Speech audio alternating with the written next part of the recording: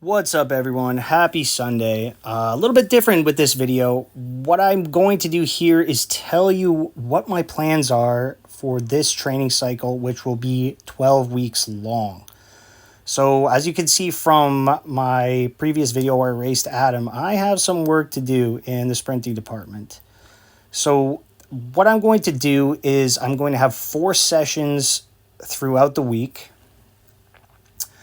The first will be on Tuesday, and that will be a lower body focus session, but I'll add some sort of jumping or explosive type exercise in the beginning of the session. My second session will be Thursday, and that will be a predominantly upper body session. But again, I'll have some sort of explosive exercise, hopefully a jump or a throw of a medicine ball, something like that. Then on Saturday, I'm going to have a more athletic or speed-focused session, and that's going to include sprints, jumps, some kind of squat or heavy pull like a deadlift, or power cleans, or any other Olympic lift variation, and then maybe 1 or 2 accessory exercises.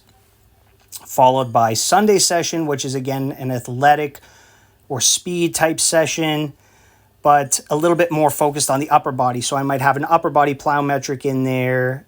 And I think I'm going to do a video where I explain my thoughts on plyometrics, how they can be utilized, what is a plyometric exercise, what isn't a plyometric exercise, because there seems to be a lot of confusion.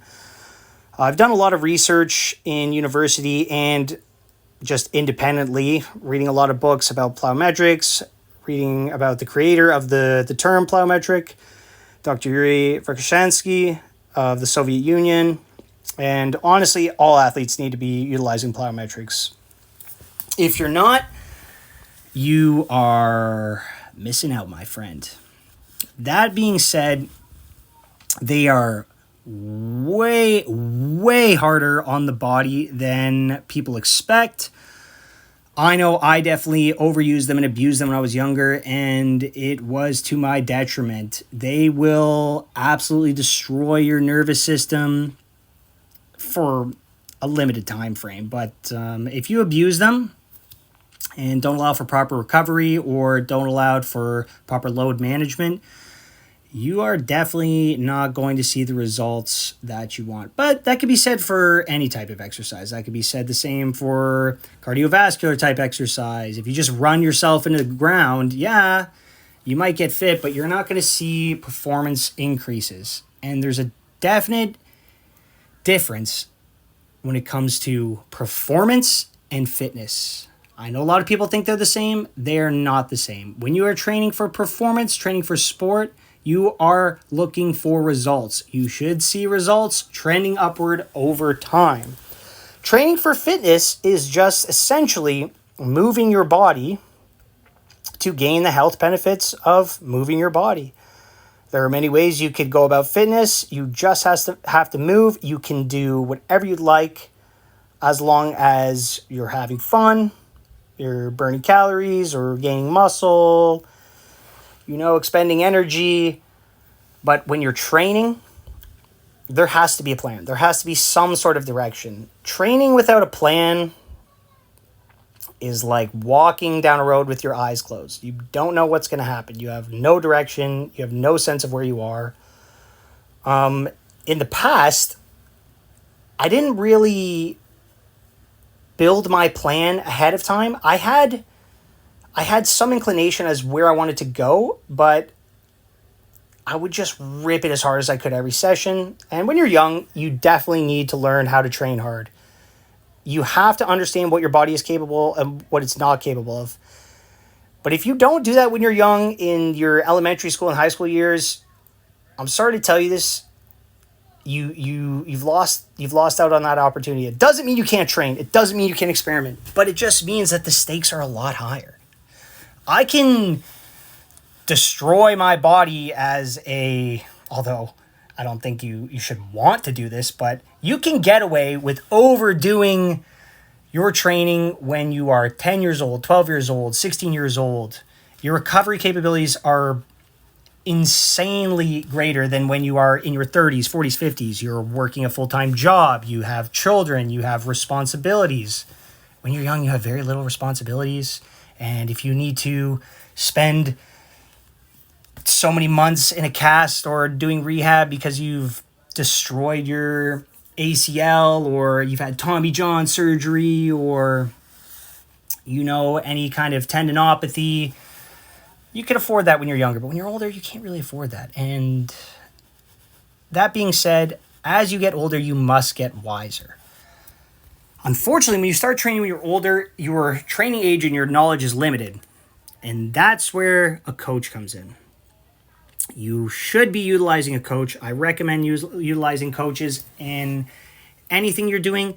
Does that mean you have to use a coach for the entirety of your sport journey or your fitness journey? No, I don't think so. To be honest with you, I think a good coach is focused on teaching you how to train, not just holding you captive and you have no knowledge. They have all the knowledge and you can't do anything without them.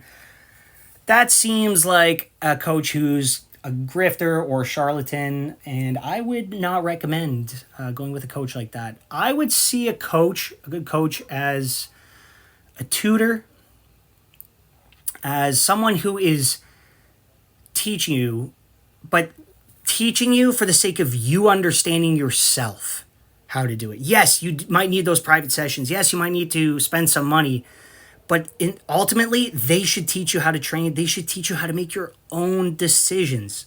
Like the old saying goes, catch a man a fish, he eats for a day. Teach a man to fish, he eats for a lifetime. And I understand from a business perspective from a lot of those coaches, and trust me, I was a coach for many, many years. I still do coach, but not full-time. And I did private lessons as well. And there are a lot of people out there who, just try to dangle the carrot in front of their clients and, keep coming back to me and blah, blah, blah, and this and that. That's not right. In my opinion, that's not right. They're just milking the money cow. And I don't believe in that. I don't believe that style. Anyways, my goals for the next little while, the next 12 weeks, are to gain some speed, gain some strength, gain some power. I've started this by identifying two goals. My first goal is that I want to weigh 75 kilos, which is about somewhere between 165 and 169 pounds. I don't know exactly. And then at that body weight, I want to be able to power clean 125 kilos. I've done 128 as an 80 kilo athlete while I was a competitive weightlifter. So I think it's possible. And if I program correctly, it shouldn't be too hard. I'm going to give myself 12 weeks. I haven't decided. I want two more goals in there as well. I haven't decided. I'm thinking maybe a standing long jump with a stuck landing PB, so not in the sand, but on grass, kind of like what they do in the NFL Combine. And then maybe some kind of, maybe like a 60-meter dash PB, but I have to get some sort of electronic or laser timing system. And so if anyone knows any good system that's not too expensive, please let me know. I'd like to use it. But essentially, the videos in the future are going to greatly reflect my training progress and my thoughts on how it's going, and then just, my thoughts overall. So, yeah, guys, just want to say thank you for everyone who's subscribed to the page. I appreciate each and every one of you. It means a lot to me, and hopefully this page helps you out, this channel, and makes the world a better place, because that's the goal. Peace!